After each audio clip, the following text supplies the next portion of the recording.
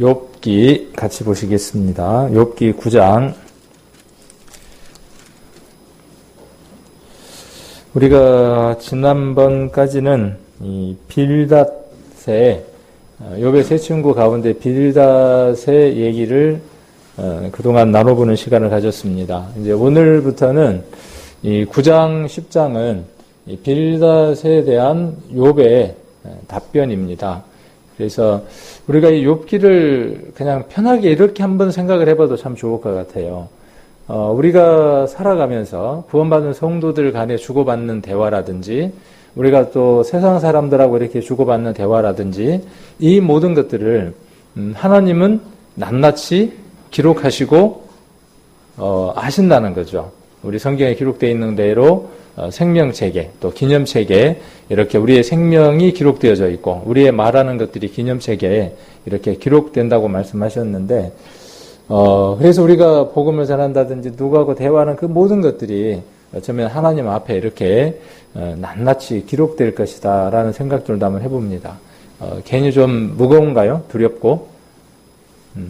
근데 그런 생각 없이 우리가 살아가니까 우리의 말들이나 삶들이 많이 흩어지지 않는가라는 생각을 한번 해봅니다. 이 욥기도 그런 내용 중에 하나죠. 욥의 삶 가운데에 욥의 굉장히 힘든 그 시기에 욥의 세 친구와 욥에게 있었던 주고받던 대화의 내용을 기록해 놓은 것이죠.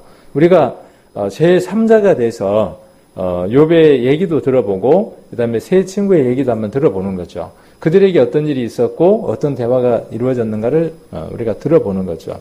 우리도 똑같은 일들을 당하게 되죠. 우리의 삶들 가운데에서. 그랬을 때 우리의 많은 대화들도 우리의 말들도 신앙이라든가 그 문제를 풀어가는 데에 있어서 분명히 평가가 되어질 거라는 거죠.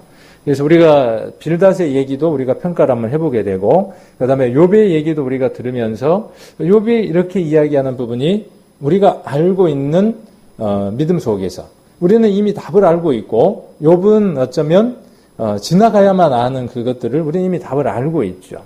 그런 관점에서 보았을 때 욥의 신앙의 위치, 이런 부분들도 우리가 한번 관찰해 볼 수 있는 그런 내용들이 될 수 있습니다. 그리고 이런 것들을 통해서 우리는 새 친구라면 우리가 어떻게 해야만 옳은 이 권면을 해주는 것이고 위로를 해주는 것이고 힘을 실어주는 것인가, 이런 것들에 대한 교훈을 받게 되고, 반대로 우리가 어떤 일들이 있을 때 우리는 그런 일들을 어떻게 받아야 하고 어떻게 말해야 하는가를 우리가 욥기를 통해서 배울 수 있게 되는 것 같습니다. 그래서 오늘은 1절부터 시작해서 14절까지를 한번 살펴보려고 하는데, 욥기 9장을 읽어보시면, 쭉 한번 읽어보면, 지금 눈으로 샥 한번 읽어보면 1초도 안 걸리죠. 그렇죠? 1초도 안 걸리는데, 이렇게 읽어보면 눈에 들어오는 중요한 단어가 있나요? 근데 재밌는 건 누가 이렇게 이야기 해주고 나면 그 다음 볼 때는 그게 보여요. 근데 그러기 전에는 안 보이는데, 특별히 눈에 들어오는 단어가 뭐냐면요, 하나님은 이라는 말이 나와요. 하나님은 이렇게 나오고, 그 다음에 하나님이 이렇게 나옵니다. 누가 그렇게 이야기하는 거냐면 욥이 지금 말하는 거죠. 욥이 하나님은, 그 다음에 하나님이 이렇게 이야기를 하고, 그 다음에 또 하나 얘기가 어떤 얘기가 나오냐 하면 가령 이 얘기가 나와요. 가령 이렇게 이야기가 나오죠.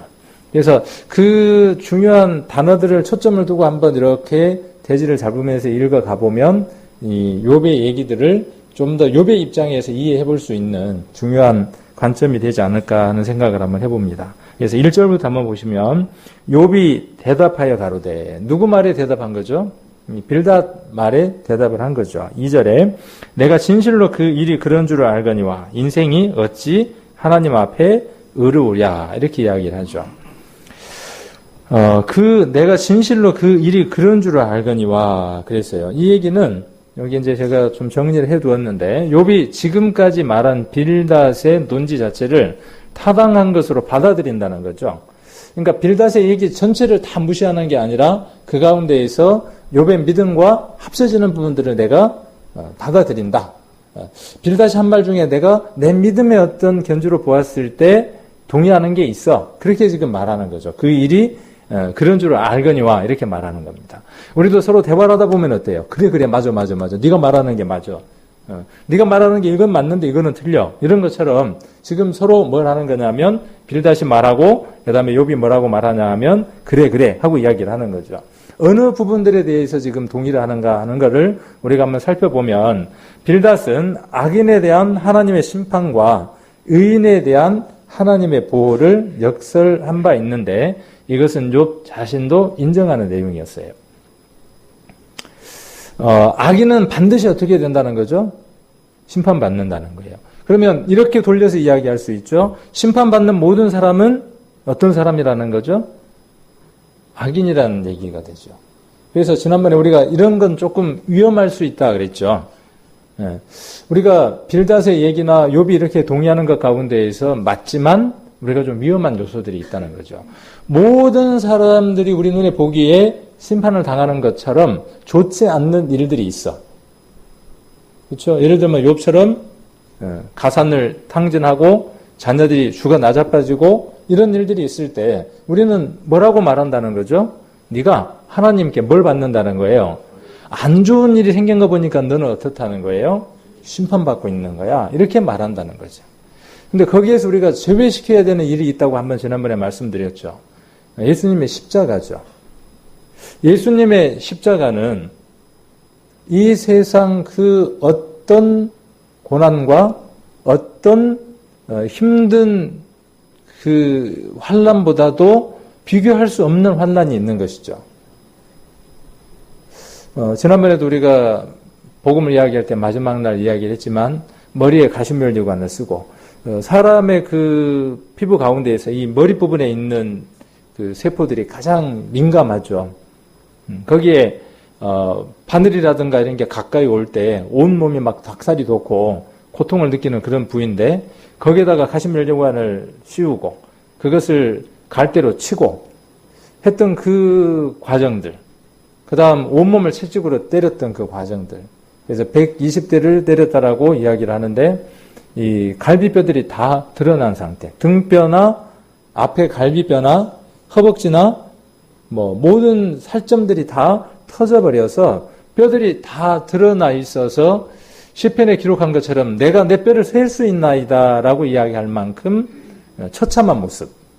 그것도 부족해서 그 사람에게 한 사람 부분에 무게가 되는 십자가를 짊어지워서 골고다 언덕 위로 올라가게 하고 그곳에다가 그 사람을 뉘우고 그리고 그 사람을 나무에다가 뉘게 하고 두 손과 두 발을 밧줄로 묶고 움직일 수 없게 한 그곳에다가 못을 박아서 그것도 부족해서 그 사람을 나무 위에다가 달아놓는, 그래서 심장에까지 고통이 가서 숨을 쉴 때마다 심장에 있는 고여있는 피들이 밖으로 나오기까지 인류 역사상 가장 극악하고 긴 시간 동안 사람을 죽이는 그 형벌을 누가 받으셨냐면 예수님이 받으셨어요. 그러면 그 사람이 지은 죄가 많아서 그러냐는 거죠. 그런 논리대로라면. 그래서 모든 것들을 다 일반화하거나 자기 경험에 비추어서 사람이 안 좋은 일을 당하고 있으면 지은 죄가 많기 때문에 안 좋은 일을 당한다라고 일반화하는 것은 바른 것이 아니다라고 하는 걸 우리가 이번에 욥기를 통해서 배워야 한다는 거죠. 그러나 또 하나 우리가 알아야 될 것은 뭐냐 하면 징계가 없으면 내가 잘못 살고 있는데도 불구하고 구원받은 사람이 구원받은 사람답게 살고 있지 않는데도 불구하고 하나님의 아무런 간섭이 없다. 그러면 많은 걸 생각을 해봐야 된다는 것이죠. 욥기를 통해서 우리가 그 양면적인 두 개를 같이 생각을 해봐야 하는 것이죠. 그래서 우리는 우리의 눈들이 어떻게 되어져야 되느냐 하면 하나님의 시각처럼 넓어져야 된다는 것이죠. 어느 사람이, 내가 사랑하는 사람이, 성도가 어떤 어려운 일들을 당할 때, 힘든 일들을 겪고 있을 때 그 힘든 일들 속에, 내면 속에 있는 하나님의 임재하심과 하나님의 메시지를 읽어낼 수 있는 그런 눈들이 우리에게 있어야 한다는 거죠. 욥기는 그걸 우리에게 가르쳐주고 있는 것이죠. 여러분 삶 안에도 내게 힘들고 어려운 것들이 올 때가 있어요. 그럴 때 그것을 읽어낼 수 있는 힘들이 있어야 한다는 것이죠. 왜 내게 이렇게 힘든 일들이 있을까가 아니라 하나님이 내게 이것을 주셔서 내게 낮아지게 함을 감사를 드립니다. 그래야 그 사람에게 감당할 수 없는 물질적인 풍요가 왔을 때 그 물질적인 풍요마저도 감당할 수 있는 사람이 됩니다. 그러나 그것을 감당할 수 없는 사람은 물질의 풍요가 왔을 때 그 풍요를 온전하게 활용할 수 없는 사람이 되죠. 자, 이런 부분 우리가 욥기를 통해서 한번 발견하고 그리고 우리의 삶에 적용을 해야 하겠죠. 그래서 이것은 이 8장 20절 한번 볼까요? 바로 위에 있죠. 8장 20절. 하나님은 순전한 사람을 버리지 아니하시고 악한 자를 붙들어 주지 아니하신즉. 자, 이거는 일반화된 거죠. 그러나 항상 이런 것은 아니라는 걸 알아야 된다는 것이죠. 항상. 그래서 이런 부분들을 지금 욥은 이야기하고 있고 우리는 이런 부분들 우리가 함께 배웠습니다. 자, 인생이 어찌 하나님 앞에 의로우랴 그랬어요. 이 얘기는 누구도 했죠? 이 얘기는 4장 17절 한번 4장으로 한번 가보겠습니다. 4장 17절에 보시면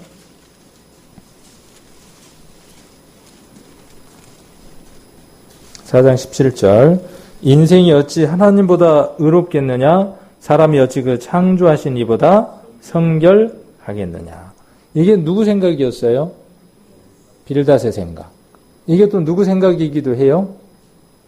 오늘 욥의 생각이 이거에 대해서 어떤지를 몰랐어요.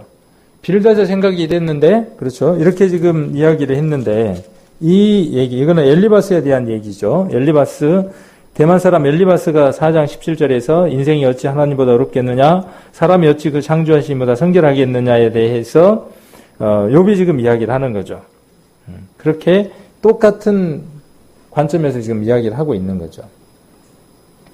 그래서 엘리바스의 말과 일맥상통하는 것으로서 다음 두 가지 의미를 지니는데 첫 번째, 인간이 하나님의 의의 수준에 결코 다다를 수 없다는 거죠.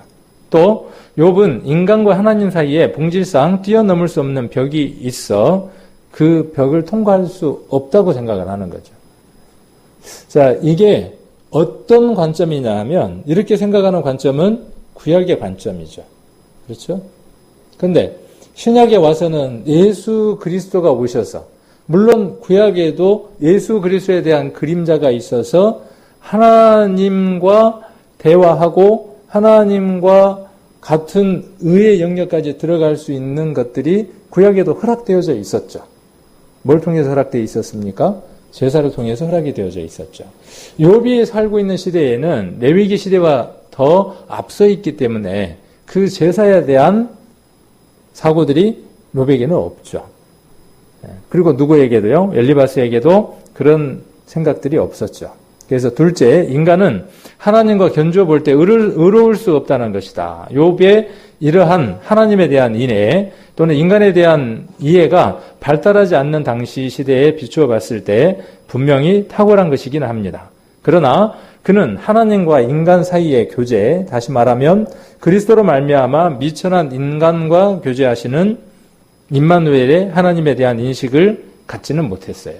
욥기 속에서 뒷부분에 보면 그런 내용들에 대한 것들을 우리가 숨겨져 있는 것들을 바라볼 수 있지만 아직까지 여기에서는 그런 내용들에 대한 직고가 발견되지 않는 걸 볼 수 있습니다. 그래서 뿐만 아니라 인간이 그 자신의 행실로는 결코 의에 도달할 수 없지만 그리스도의 보혈의 공로에 의지하여 의롭다 칭함을 받는다는 사실을 깨닫지는 못했죠. 그래서 이런 측면에서 볼 때 욥은 동방의 의인이라고 불렸지만 복음의 경륜이 개화하지 못한 율법 시대에 속한 사람이기도 했다는 것이죠. 그러니까 율법 속에 아직 있기 때문에 의인이라고 하는 것, 하나님의 그 의의 영역에 들어갈 수 없다고 그렇게 고백했다는 것이죠. 지금 우리의 신앙의 고백으로서는 어떻게 고백할 수 있을까요? 이렇게 지금 고백할 수 있겠죠. 하나님은 의로우신 분이에요. 여기 지금 인생이 어찌 하나님 앞에 의로우랴 이렇게 이야기를 했지만 우리는 이 답을 달 수 있어요, 없어요? 이 답을 달 수 있나요, 없나요? 지금 이게 답인데. 사람이 하나님 앞에 의로울 수 있어요, 없어요? 자, 있다, 없다. 그렇죠. 여기 이제 읽었는데, 그래서 제가 읽어드린 건데. 답을 어떻게 달 수 있냐 하면, 의로울 수 있죠. 누가 만들어두신 길 안으로 들어가면, 하나님이 준비해 두신, 여기 임마누엘 뜻이 뭐였죠? 하나님이 우리와 함께 계시는 분. 그분이 누구죠? 예수님. 그 예수님을 통해서 우리는 어디 안으로 들어갈 수 있냐 하면, 하나님이 의롭다고 인정해 주시는 속으로 들어갈 수 있어요. 내가 어떤 일들을 열심히 하고 내가 어떤 기준에 충분히 도달했기 때문에 의로운 사람이 되는 게 아니라 하나님이 의롭다라고 정해 주신 그 기준 속으로 우리가 들어갔을 때 우리는 하나님 앞에 우리가 무엇이라고 이야기할 수 있냐 하면 하나님, 제가 하나님이 정해 주신 것, 하나님이 인정해 주신 것 속에 들어갔기 때문에 제가 하나님 앞에 그래도 이쁨 받을 수 있는 사람이잖아요. 이렇게 말할 수 있는 사람이 되어졌다는 것이죠. 욥이 동방의 의인이라고 이렇게 칭함을 받았지만 그에게는 그런 무엇이 없었어요. 확신이 없었다는 거죠. 왜? 아직은 뭐니까요? 아직은 이 욥기가 어디까지입니까? 그리스도가 오시기 전이니까 그냥 그림자 또 이런 것들을 통해서 그들이 복음에 대해서 맛만 본 것이죠. 자, 3절 한번 봅니다. 사람이 하나님과 쟁변하라 할지라도 천마디에 한마디도 대답하지 못하리라.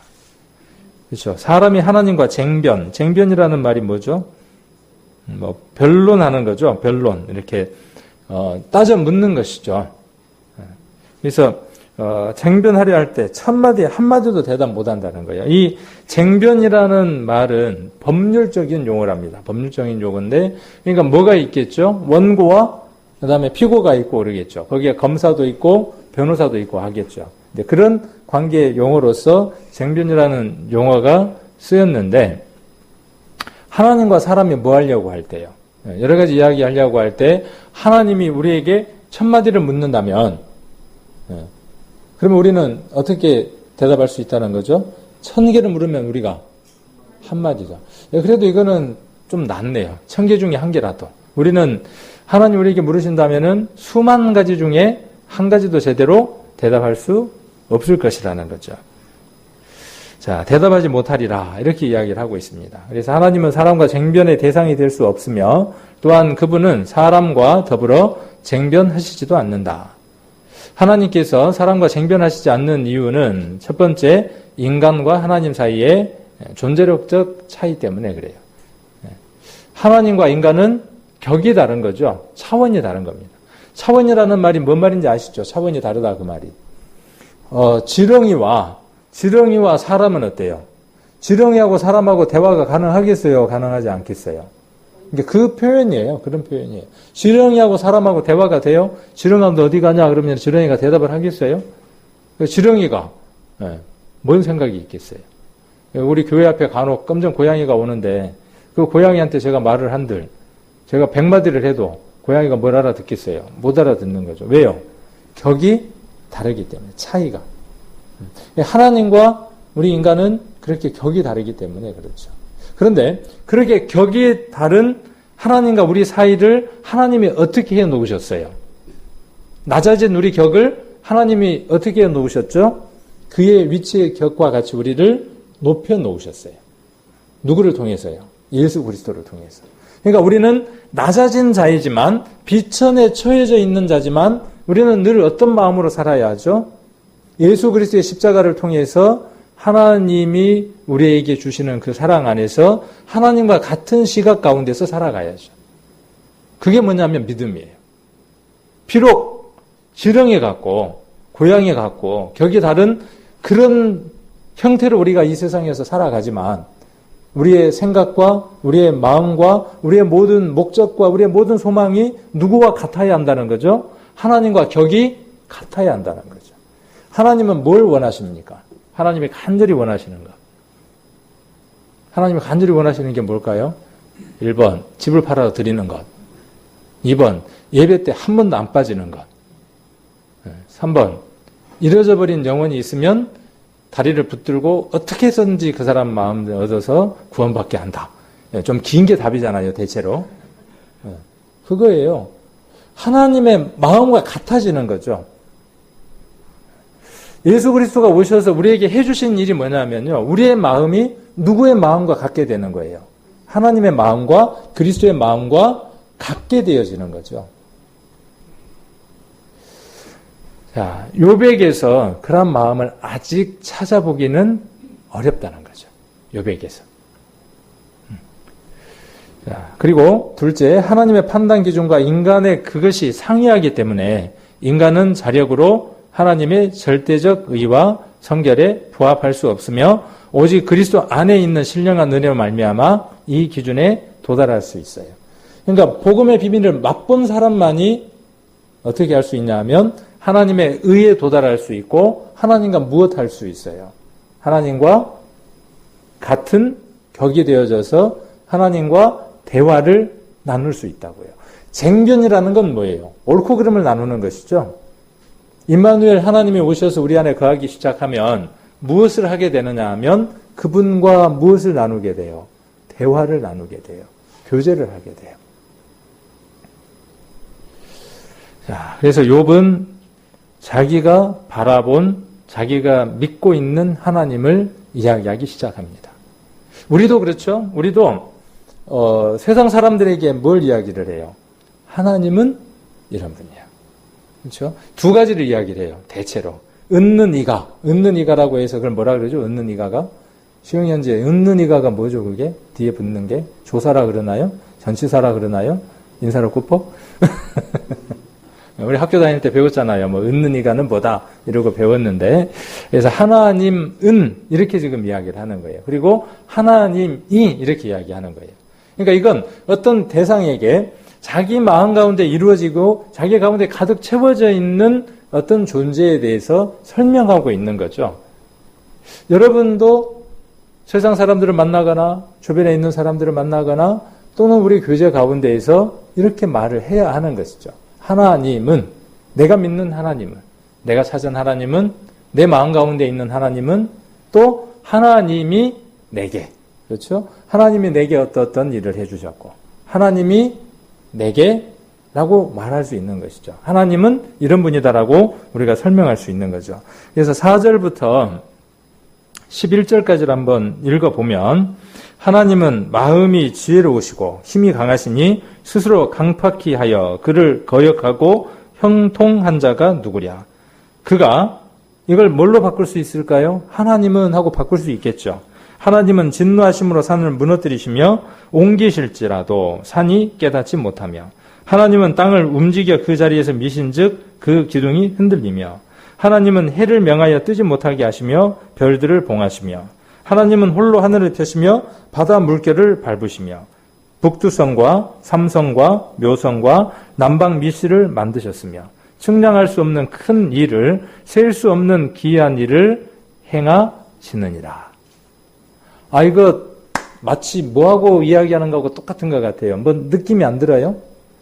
우리 전도 집회 딱 첫날 창조에 관한 것이나 하나님에 대한 얘기를 듣고 나면 하나님을 몰랐던 사람이 그 입에서 어떤 얘기가 나와요. 내가 하나님을 몰랐는데 이제 오늘 듣고 보니까 하나님은 천지를 창조하신 분이네. 하나님은 흙으로 인간을 만드신 분이네. 하나님은 모르는 게 없으신 분이네.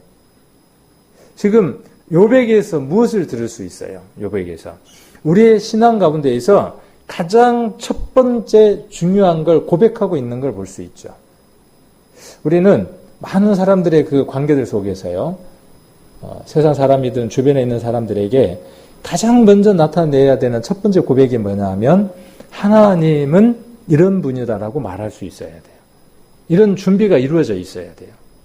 지난번에 이제 우리 성도님들하고 이런저런 교제를 나누면서 우리 교회가 전도 집회가 자주 없으니까 세상 사람들을 만나거나 복음을 전할 사람들을 만나서 어떤 얘기를 해야 될지를 모르는 거예요.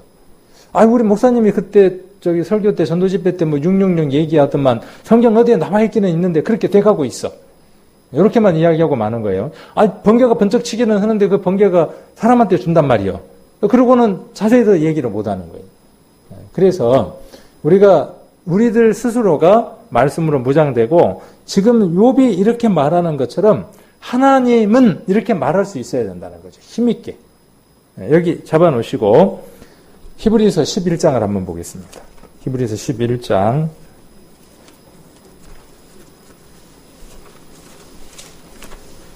제가 뭘 찾으려고 하는지 눈치를 채셨습니까? 히브리서 11장 6절을 찾을 것 같잖아요. 안 그런가요? 네. 히브리서 11장 6절을 찾으려고 갑니다. 11장 6절. 같이 한번 읽겠습니다. 믿음이 없이는 기쁘시게 못하나니 하나님께 나아가는 자는 반드시 그가 계신 것과 또한 그가 자기를 찾는 자들에게 상 주시는 이심을 믿어야 할지니라. 이게 히브리서 11장은 믿음장, 고린도전서 13장은 무슨 장? 사랑장. 고린도전서 15장은 무슨 장? 고린도전서 15장은 무슨 장? 부활장. 여러 번 얘기했는데, 그죠? 11장은 믿음에 관해서 이야기를 하고 있는 거죠. 그래서 하나님 앞에 나아가는 사람은 가장 먼저 알아야 할 것, 또 하나님을 기쁘게 드릴 수 있는 것, 그것이 무엇이라고 지금 이야기하느냐 하면 반드시 그가 계시다는 것을 믿어야 한다는 거죠. 알아야 한다는 거죠. 우리가 성경에 있는 수많은 내용들을 믿으려면 내게 온전한 믿음이 형성되기 위해서는 가장 첫 번째 이루어져야 하는 게 뭐냐 하면 하나님이 계시다는 것에 대한 확실한 믿음입니다. 이게 없으면 그 다음 단계는 집이 잘못 지어지는 것과 같아요. 욥은 그 자기의 얘기 속에서 무엇을 확실하게 이야기하느냐 하면 나는 하나님이 계시다는 것을 믿는다라고 고백하고 있는 거죠. 여러분들은 어떻습니까? 여러분의 그 믿음의 가장 기초가, 가장 밑바닥이 하나님이 계시다고 하는 그 믿음이 있습니까? 그렇다면 하나님이 어떻다고요? 하나님이 보시기에 좋았다. 오케이 사인을 하는 거예요. 오케이. 기쁘신 거예요, 하나님이. 그러니까 우리가 하나님을 기쁘게 드리는 것들이 많은 게 있어요. 자, 물질을 드리는 거, 예배에 참석하는 거 하나님 기쁩니다. 근데 순서가 바뀌었어요. 그건 언제 하나님이 기뻐하시는 거죠? 언제? 자, 언제 기뻐하시느냐 하면 이 믿음이 오고 난 이후에, 구원함을 받고 하나님의 자녀가 되고 난 이후에 아들이 집에 있는 소를 10마리 끌고 나가서 다 팔고는 온 동네를 돌아다니면서 집에를 안 돌아와. 근데 간혹 집에다가 뭘 보내냐 하면은 통장으로 100만 원씩 통장으로 싸서 주어. 아들 잘하는 거죠. 근데 집에는 절대로 안 들어가. 소 10마리 판 거에 대해서는 절대로 돌아보질 않아. 그리고 뭣도 됐냐 하면은 잘 돼서 국회의원도 됐어. 출세가도로 막 달려. 근데 아버지 집에다가 보일러도 놔드리고 요즘 뭐 에어컨도 놔드리고 전기세도 빵빵하게 내드리고 다 해요. 부모가 뭐라 그러겠어요? 부모가 좋아하시겠죠. 좋아하시긴 하죠. 이 더운 날 빵빵 돌리니까. 그러나 정말 부모님이 원하는 건 뭐예요? 그 소 끌고 나간 거 있잖아요. 소 끌고 나가서 부모 마음을 아프게 했던 거에 대한 무엇이 있어야 돼요? 관계 회복이 있고 난 이후죠. 그런 다음에 어떻게 해야 돼요? 제가 소 10마리 끌고 나갔는데 정말 잘못됐어요. 그래서 제가 이를 악보고 부모님에게 그 잘못된 거를 만회하기 위해서 노력했는데 그래도 잘 됐어요. 그렇지만 이렇게 잘 됐지만 부모님한테 잘못한 것 이것 용서해 주세요. 그러고 난 다음에 뭐가 두려워 기쁠 거 아니에요. 하나님과 우리의 관계도 마찬가지죠. 하나님 계심이 인정이 돼야 되고 하나님과 관계가 해결이 된 다음에 교회도 나오고 물질을 드리고 그랬을 때 하나님이 더욱 기뻐하시는 거죠. 그래서 믿음이 없이는 기쁘시기 못하는 겁니다. 그 다음에 이 6절이 100%가 되려면 무엇을 또 믿어야 되느냐 하면 상 주시는 이심을 믿어야 하는 거예요. 상은 어떤 데 상이 주어지나요? 상은 힘들고 어려운 그 과정을 잘 겪어서 승리하고 좋은 결과를 보였을 때 상을 주는 겁니다. 그래서 이 상이라는 말이 보상이라는 말로 번역이 되어 있어요. 보상. 그러니까 신앙은 무엇이 전제가 되어 있냐면 하나님을 믿는 믿음은 하나님 안에서는 정말 좋고 하나님을 기쁘게 드리는 것이지만 세상으로 보았을 때는 뭐냐면 환난의 시작이 이어지는 거예요. 참아야 하는 것이 있고 하지 못하는 것들이 있고 내가 하고 싶은 것들을 포기해야 되는 삶들이 있는 거예요. 그 일들을 포기하고 하나님 앞으로 갔을 때 하나님이 어떻게 하신다고요? 그거에 대해서 값을 쳐주신다 그 말이에요. 그건 믿느냐 그 말이에요. 믿음이라는 것 속에 그 둘이 함께 이루어져야 된다. 그렇게 지금 이야기하고 있는 거죠. 여러분의 믿음들을 수정해야만 하는 겁니다. 하나님을 계신 것으로 반드시 믿는다면 욥처럼 하나님은 천지를 창조하신 하나님이라고 그렇게 고백한다면 여러분들은 무엇도 고백해야 되느냐 하면 이제 제가 하나님을 믿는 믿음 안에서 이 세상을 살아갈 때 예수를 믿는 것, 하나님을 믿는 것, 그것 때문에 내게 오는 많은 불이익이 있을 겁니다. 라는 것이 고백되어지는 거죠. 교회를 오려면 많은 걸 포기를 해야 합니다. 우리의 신앙을 지켜나가기 위해서는요, 많은 것들이 포기되어지고 그 포기되어진 것에 이 세상 것이 아닌 하나님의 나라의 것으로 채우신다고요. 근데 그게 지금 보일까요? 안 보일까요? 안 보이는 것들이에요. 그 안 보이는 것들을 바라보고 보여지는 것들을 포기할 때 하나님이 어떻게 하신다고요?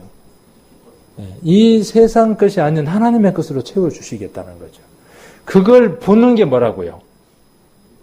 그걸 보고 살아가는 게 뭐냐면 믿음이라고요. 만일 그거 보지 않으면 뭐예요? 그거 안 보고 살면 믿음의 가장 중요한 부분이 빠져 있는 거죠. 하나님 믿는다. 이제 욥기로 다시 돌아가서 그래서 하나님은 이런 분이다라고 지금 욥이 이야기를 하는 거죠. 욥은 하나님의 능력을 분명히 알고 있죠. 한마디 한마디 들어보면 하나님은 4절에 지혜롭고 힘이 강하시고 또 5절에 보시니까 산을 무너뜨리시며 옮기셔요. 그렇죠? 옮기실지라도 산이 깨닫지 못해. 자, 산을 무너뜨릴 수도 있고 옮길 수도 있는 분이에요. 그리고 6절에 보면 땅을 움직여 그 자리에서 밀어요.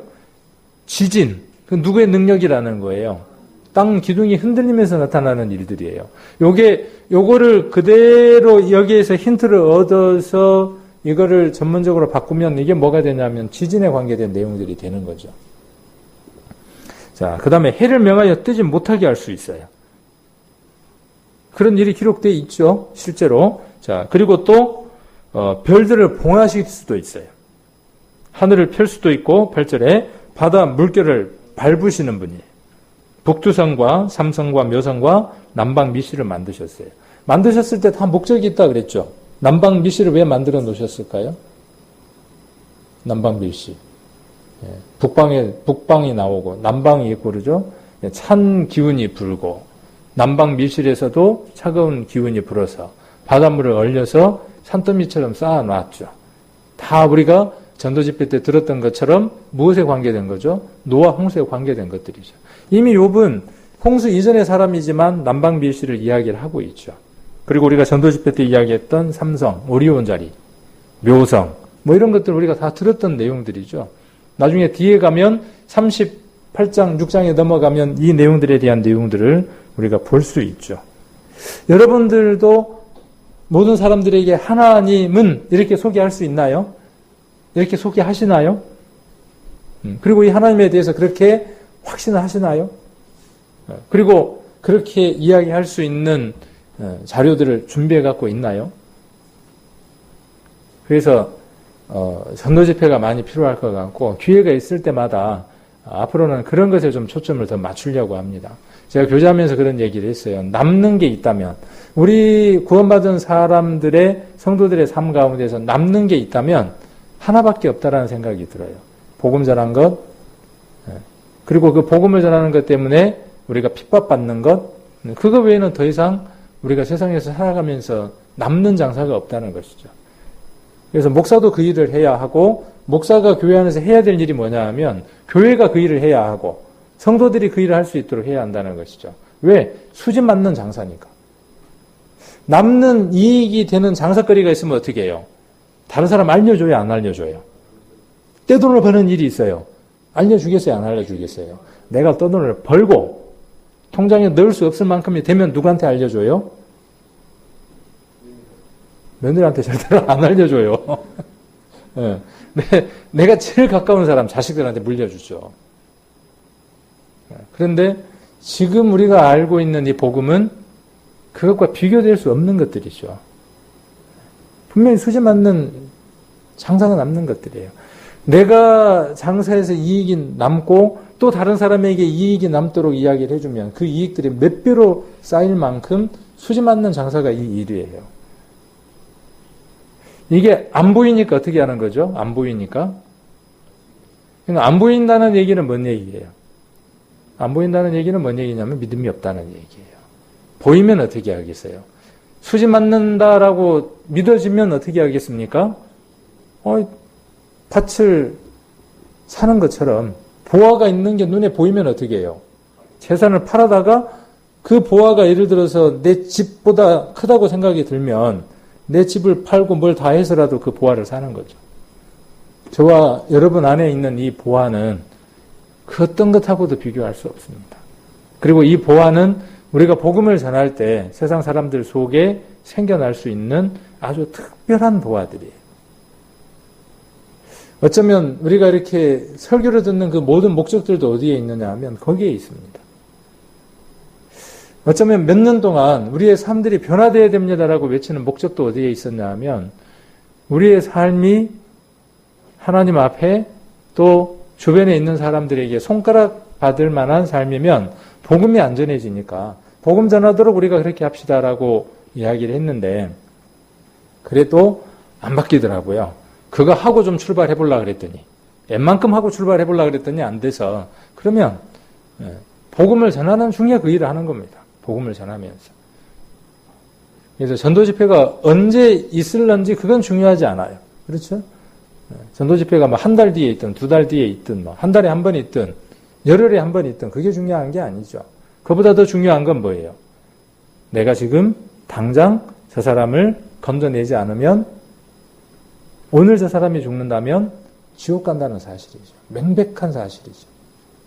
그리고 내가 그 일에 오늘 입을 벌려서 복음을 전한다면 하나님이 가장 기쁘시게 여기신다는 거죠. 애들 찬양에 이런 게 있더라고요. 이 가사가 생각이 나더라고요. 하나님은 그 생각이 나서 보니까 내 하나님은 크고 힘있고 능이 있어 못할 일 전혀 없네. 교회 학교에서 부른 거 맞죠? 그리고 두 번 부르고 그 다음에 뭐 하냐면은 저 산들도 주의 것, 골짜기도 주의 것, 별들도 주의 솜씨. 교회 학교에서 부르는 찬양이지만 모든 게 다 들어있죠. 우리도 이 얘기가 그냥 이렇게 부르는 게 아니라 정말 하나님이 그 모든 것들을 만드신 것에 대해서 우리는 눈으로 보고 귀로 듣고 만져보고 믿는 사람들이죠. 이 믿음이 다 있는 것 같잖아요. 교회 다니는 사람들 붙들고 한번 물어보세요. 하나님은 어떤 분이야? 라고 한번 물어보세요. 딴 얘기해요. 요렇게 이야기 안 한다고요. 우리가 이야기하는 것처럼 이렇게 이야기하지 않는다고요. 욥이 그렇게 이야기했다고요. 수천 년 전에 욥이 그렇게 이야기했고 지금 우리가 그렇게 말하고 있다고요. 그러므로 우리가 정통이라고요. 우리가 오리지널이고 우리가 말씀대로 살아가고 있는 겁니다. 그런 자부심 속에서 만나는 사람들마다 이야기를 하십시오. 어느 교회에서 우리 교회를 이단이라고 정죄하든 상관없어요. 확실한 것을 분명하게 우리는 이야기를 하고 있으니까. 더 확실하게 이야기하면 더 이단이라고 얘기를 들을 겁니다. 누구처럼요? 바울처럼. 더 따라다닐 겁니다. 우리가 그렇게 외치지 않으면요. 그들과 비슷해지면 이단, 진짜 이단, 지옥 가는 메시지를 전하는 사람들처럼 우리가 살아가거나 메시지를 전하면 우리는 그런 핍박을 받지 않습니다. 그 핍박이 없다면 우리는 위기의식을 느껴야 합니다. 왜요? 다르기 때문에 그래요. 다르기 때문에. 달라야 하고. 그래서 이런 찬양을 우리가 하나님 앞에 드릴 수 있다는 것도 얼마나 큰 건지 모릅니다. 내 하나님은 크고 힘있고 능히 있어 못할 일 전혀 없네. 그분이 어디 계신다고요? 저 하늘나라에. 그죠? 예. 그래갖고, 필요하시면 오시잖아요. 그랬다가 또 가시기도 하고. 구약은 그랬다고요, 구약은. 근데 지금은요. 그분이 어디 계신다고요? 그런데 안 놀라워, 하나도. 이게 뉴스에 나와야 되는 일인데 뉴스에 나오지도 않아. 그리고 이게 사실로 믿어지질 않아. 그러니까 어떻게 하죠?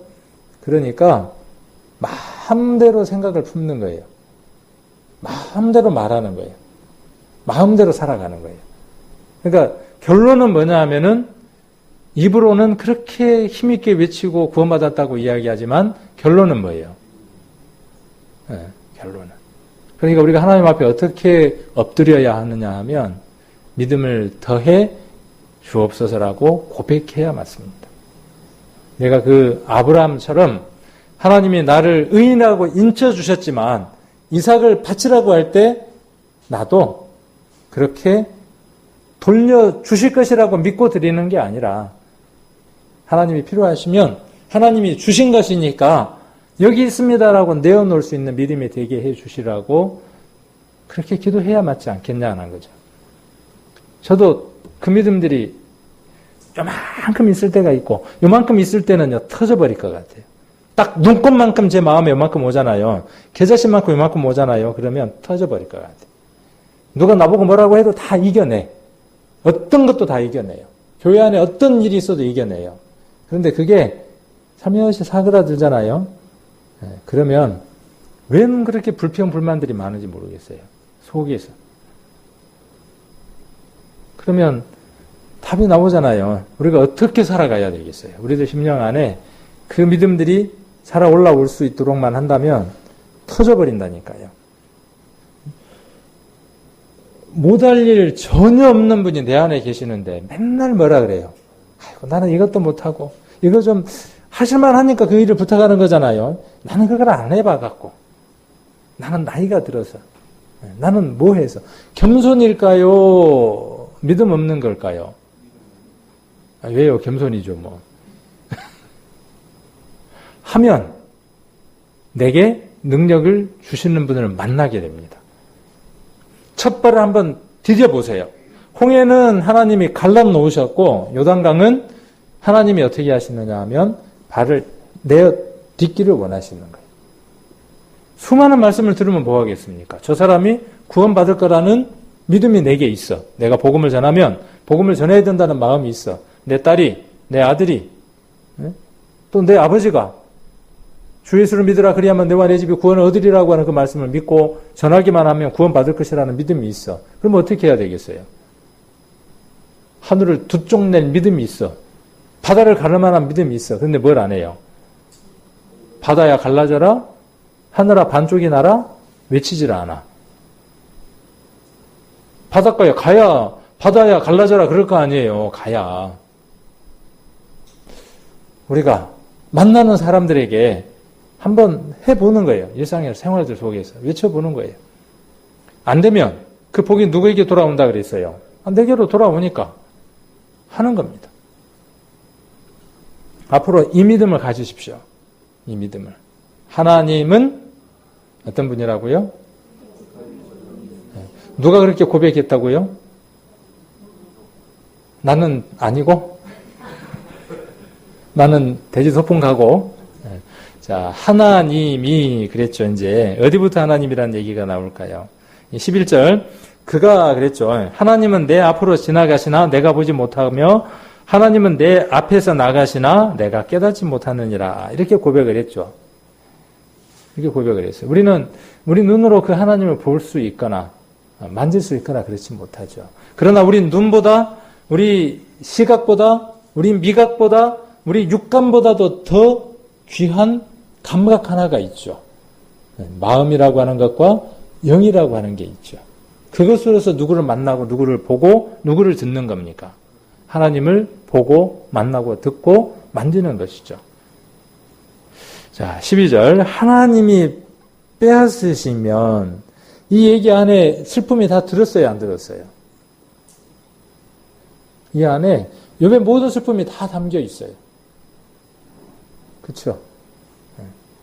물론 그것이 하나님의 허락하에 사단이 가져간 것이지만 궁극적으로는 하나님의 허락하에 이루어진 것이니까 하나님이 빼앗으시면 그랬어요. 누가 막을 수 있으며 무엇을 하시나이까 누가 물을 수 있으랴 그랬어요. 이게 누구의 믿음이라고요? 욥의 믿음이에요. 이게 누구의 믿음이라고요? 성경은 저와 여러분의 믿음이 되기를 원하는 거예요. 그렇지 않으면 이 기록을 왜 했겠어요? 얼마나 하실 말씀이 많은데 함축하고 줄여서 이 속에다가 기록해 놓으셨는데 단어 하나까지도 아무런 의미가 없는 단어가 없는데 그럼 이 속에다가 이걸 해 놓으셨을 때에는 이런 고백이 되기를 원하시기 때문에 하나님이 기록해 놓으신 거죠. 하나님이 여러분 안에 건강이 어느 날 내가 기도했던 것보다 건강이 차지를 않습니까? 내가 무엇을 하려고 준비를 했는데 그 돈들이 어느 날 밑빠진 것처럼 빠져나가기 시작합니까? 내가 세워놓은 그 모든 것들이 내가 원하는 대로 이루어지지 않을 때 여러분들은 그 일들 속에서 무엇을 만나십니까? 그 일 가운데 있는 하나님을 만나십니까? 그리고 그렇게 물으십니까? 왜 내게 이렇게 하십니까? 하나님 무엇을 하고 있어요 지금? 뭔 일 하고 계시는 거예요? 이렇게 물으시냐고요. 그렇게 물을 수 없다고 누가 지금 고백하는 거예요? 욥이 고백하는 거죠. 로마서에 기록되어 있는 것처럼 주신 분도 누구고요? 하나님이고 거두어 가시는 분도 하나님이고 근데 거둬 가실 때 왜 거둬 가시냐에 대한 메시지를 듣는 것도 중요하겠죠. 12절 하나님이 빼앗으시면 누가 막을 수 있으면 무엇을 하시나이까 누가 물을 수 있느냐. 13절 하나님이 진노를 돌이키지 아니하시나니 라합을 돕는 자들이 그 아래 굴복하겠거든. 하물며 내가 감히 대답하겠으며 무슨 말을 택하여 더불어 변론하랴. 오늘 꼭 이야기하고 싶은 내용이 13절이었어요.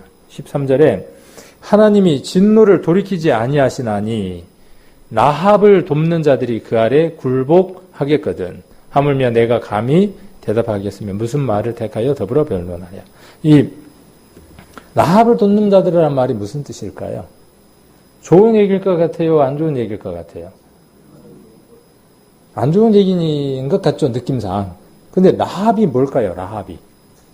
안 궁금한가요? 그러면 라합에 관계된 성경 몇 구절들을 찾아서 읽어보면 이 라합이 어떤 것인지를 우리가 한번 생각을 해볼 수 있겠죠. 이사야서 여기 잡으시고 이사야서 30장입니다. 이사야 30장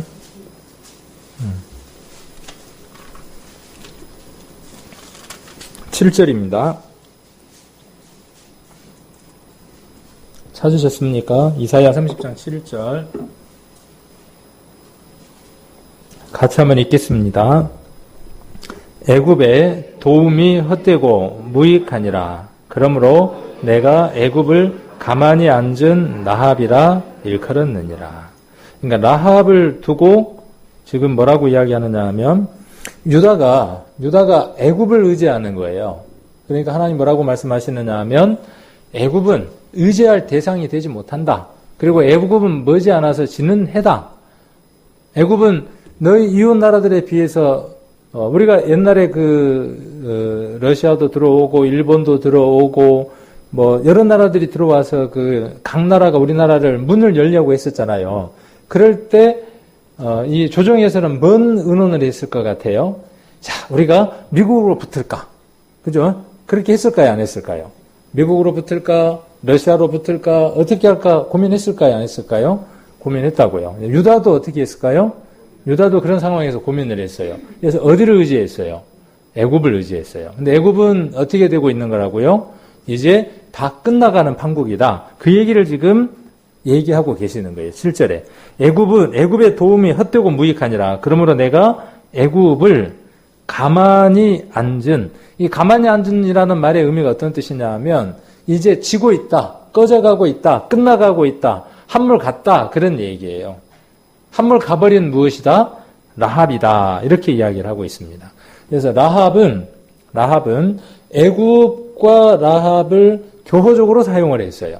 라합이라는 말과 애굽을 같이 사용을 했습니다. 그래서 라합은 원어상 교만, 강팍함, 완악 등을 뜻해요. 그래서 고대 히브리인들은 이것을 바다 괴물로 여겼어요. 리워야단 기억나시나요? 내가 바다 용입니까? 바다입니까? 라고 지금 욥이 이야기했던 내용이 기억나시죠? 7장에서. 그래서 이 고대 히브리인들은 라합이라든지 리워야단이라든지 그 다음에 용이라든지 바다 괴물이라든지 바다라든지 이런 것들은 누구를 대적하는 걸로 사용했다고요? 하나님을 대적하는 자로 사용했다고요. 특히 리워야단은 어떤 의미를 갖고 있었어요? 꼬불꼬불한 뱀, 그런 의미라 그랬죠? 왜곡되고 비틀어져 있고 틀어져 버린 모습을 리워야단이라 그랬어요. 그러니까 이것들은 다 무엇에 대한 모습들이냐면 하나님을 대적하는 자, 사단에 대한 모습들입니다. 그래서 성경에 따르면 이것은 야훼 하나님에 의해 정복되어 쫓겨난 것으로 나타난다. 그러나 본문에서 사단을 상징하는 것으로 보는 것이 좋다. 그러므로 라합을 돕는 자는 사단에 동조하여 하나님의 뜻을 거스리는 무리 일체를 가리킨다. 따라서 본절은 하나님께서 인간만이 아니라 사단을 추종하는 모든 악의 세력도 굴복시킬 수 있는 능력을 가지고 계신다는 사실을 고백한 것이다. 그런 뜻입니다. 그러니까 욥은 어떤 고백을 했다는 것입니까? 하나님 앞에. 하나님 앞에 사단도 하나님이 심판하실 것이고 그 사단의 쫄개가 돼서 사단을 돕는 자도 하나님 어떻게 하시겠다는 거죠? 심판하시겠다는 거예요. 그래서 오늘 이 부분을 한번 좀 생각을 해보게요. 나는 라합을 돕는 자들 가운데 있는가? 아니면 하나님을 돕는 자들 가운데 있는가? 우리가 하나님을 도울 수 있나요, 없나요?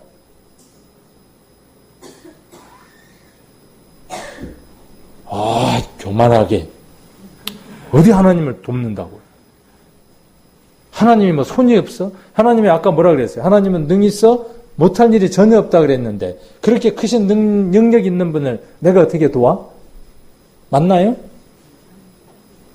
자, 사사기를 한번 보겠습니다. 사사기 5장을 한번 보겠습니다.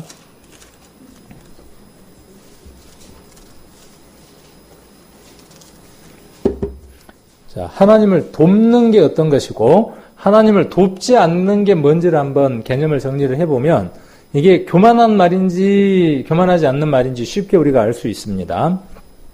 사사기 5장 23절입니다. 자, 같이 한번 읽겠습니다. 368페이지 사사기 5장 23절 같이 읽겠습니다.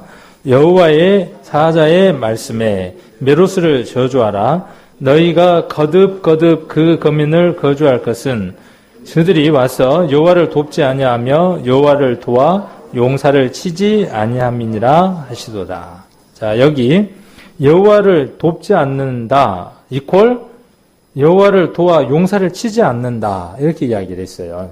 이 메로스라고 하는 거민이 그 이스라엘을 대적하는 자를 치러 가려고 할 때 그 전쟁에 함께하지 않았어요.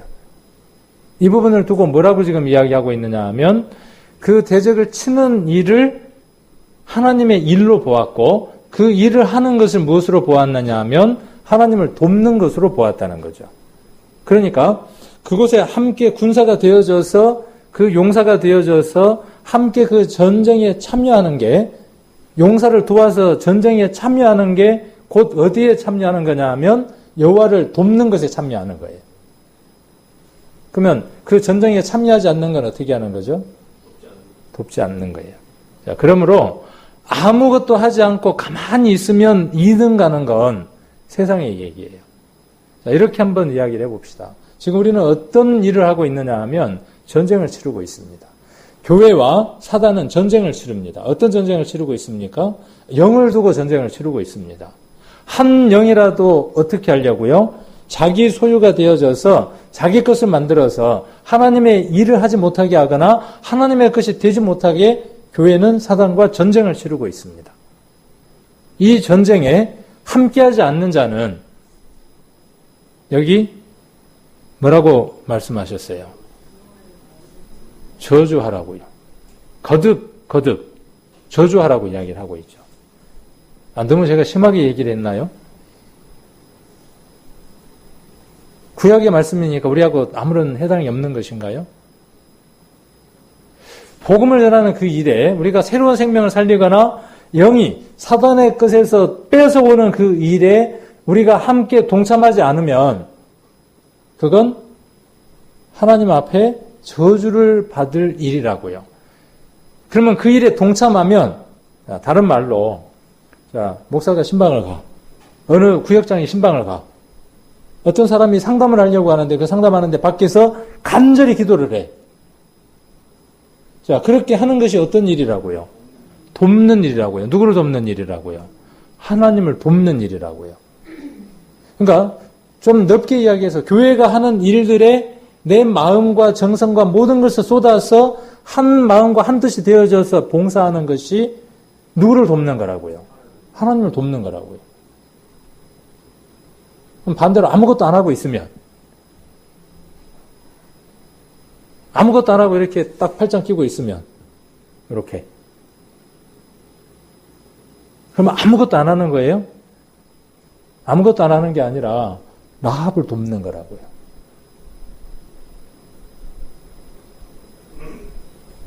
좀 지나치다 싶은가요? 아니에요.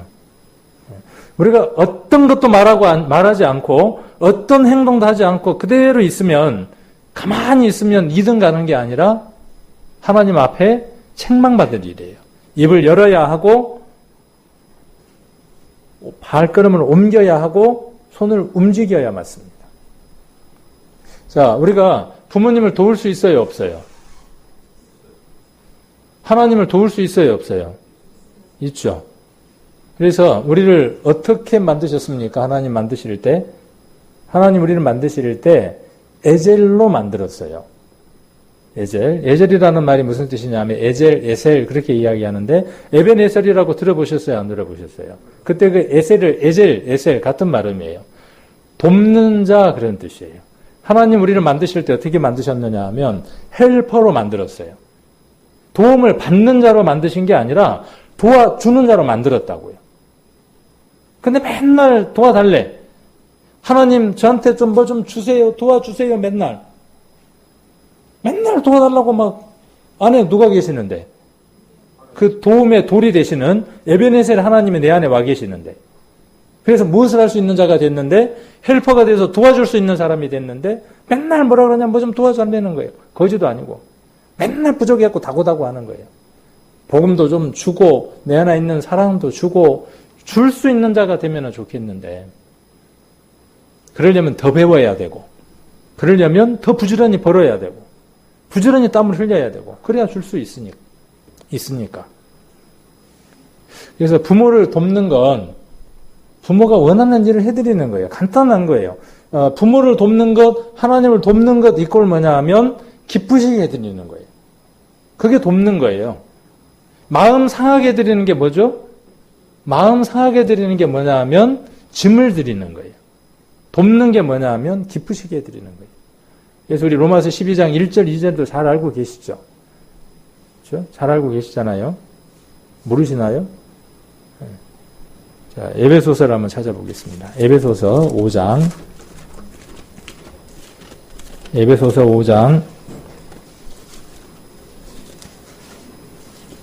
10절입니다. 에베소서 5장 10절 같이 한번 읽겠습니다. 주께 기쁘시게 할 것이 무엇인가 시험하여 보라. 하나님이, 이 시험이라는 말은 뭐냐면 분별해보라 그런 뜻이에요. 분별. 잘 한번 판단해보라 그 말이에요. 하나님이 뭘 기뻐하시지? 그러면 어떻게 해야죠? 내가 뭔 일을 하려고 할 때 이걸 하나님이 기뻐하실까? 싫어하실까? 시험이라는 말이 그런 뜻이에요. 근데 우리가 이렇게 살아갑니까? 그냥 아무 생각 없이 살아가는 거예요. 하루를 어떻게 살아가느냐 하면, 이 일이 하나님을 돕는 일일까? 이 일이 하나님을 기쁘시게 해드리는 일일까? 하나님을 근심되게 하는 일일까? 생각 없는 거예요. 집안에 자녀간들이 있으면서 막 치고받고 싸워. 근데 그 중에 철든 애는 어떻게 해요? 이렇게 하면 부모님이, 어머니, 아버지가 어떻게 하시니까? 마음 상하니까 내가 참아야지. 그놈이 어떤 놈이에요? 그놈이 형이에요. 나이가 많은 게 형이 아니고. 그렇죠? 부모를 기쁘게 해드리는 그 마음을 가진 자가 어떤 자냐 하면 더 어른스러운 자예요. 우리 교회도 마찬가지예요. 옳고 그름 안 중요해요. 교회 안에. 그렇죠? 교회 안에 옳고 그름보다 더 중요한 게 뭐예요? 옳고 그름을 나누려면 성경은 어렵죠. 독재자루가 빠져서 사람이 죽었는데 성경은 뭐라 그래요? 그 살인죄 아니라 그래요. 그렇죠? 사람이 보기에는 살인죄지만 하나님이 무엇을 원하시고 하나님이 무엇을 기뻐하시는가가 우리의 모든 관심사가 되어져야죠. 잠언 21장을 한번 보겠습니다. 잠언 21장 3절.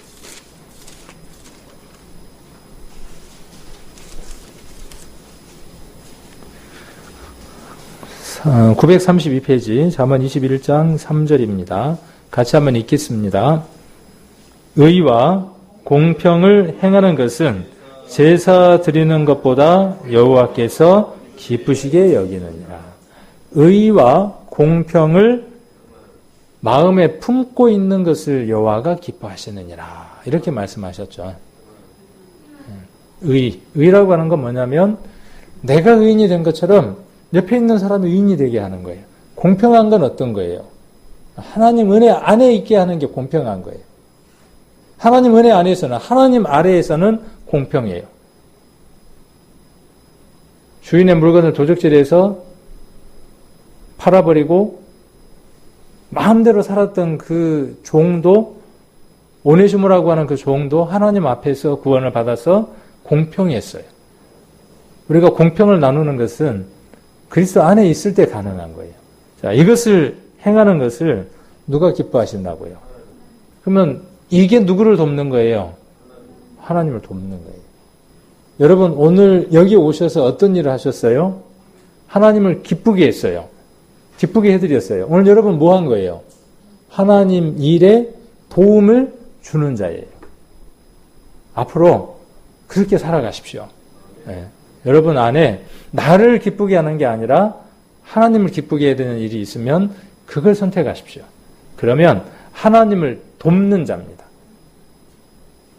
그렇게 우리가 살아가면 하나님을 돕는 자가 어떤 도움을 못 주는 자가 되겠습니까? 그러한 삶들이 저와 여러분의 삶이 되기를 원하고 이 사사기 5장 23절에 여호와를 도와 용사를 치지 않았던 메르스에게 내렸던 그 저주가 우리에게 임하지 않도록 아무것도 하지 않는 것 때문에 우리에게 저주가 임하는 일이 없도록 우리가 열심으로 복음을 전하고 열심으로 행할 수 있는 그런 귀한 우리 성도님들 되시기를 원합니다.